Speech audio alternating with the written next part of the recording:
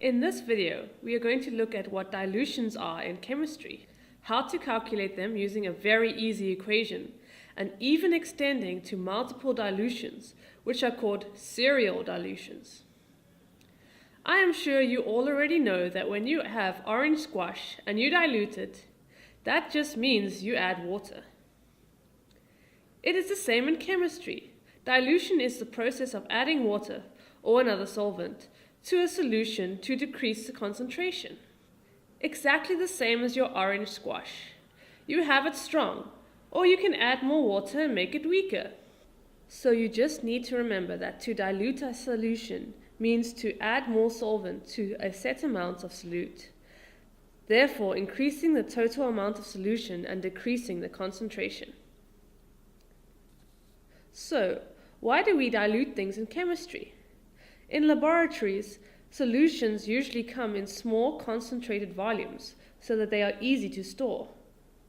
You then need to dilute them to a known lesser concentration to use them, such as for titrations. But dilutions are really important for many other things too, such as for doctors and in microbiology. The good news is that there is a very easy equation to help us calculate dilutions. M1 V1 equals M2 V2.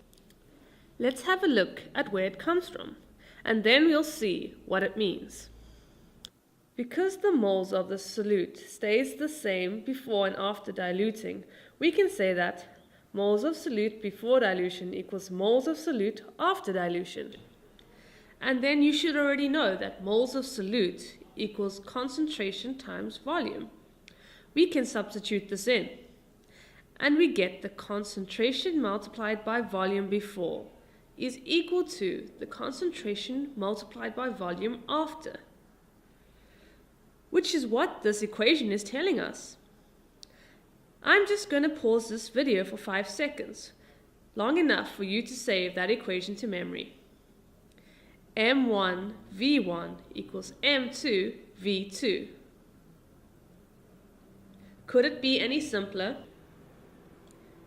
Let's now have a look at how to use this easy peasy equation. So we have our M1 V1 equals M2 V2 equation. Here, our before values are M1 equals 1, and we don't know V1.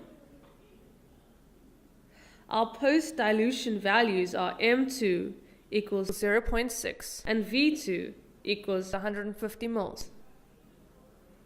Substituting in these values, we get 1 times V1 equals 0.6 times 150. So V1 equals 90 milliliters. That wasn't too tricky, was it? I told you it was a nice and easy equation. Watch the second part of this video to see how to use this equation for serial dilutions. Serial dilutions are just multiple dilutions and are no harder than the example we have just seen. You just need to remember that M1 V1 equals M2 V2 equation.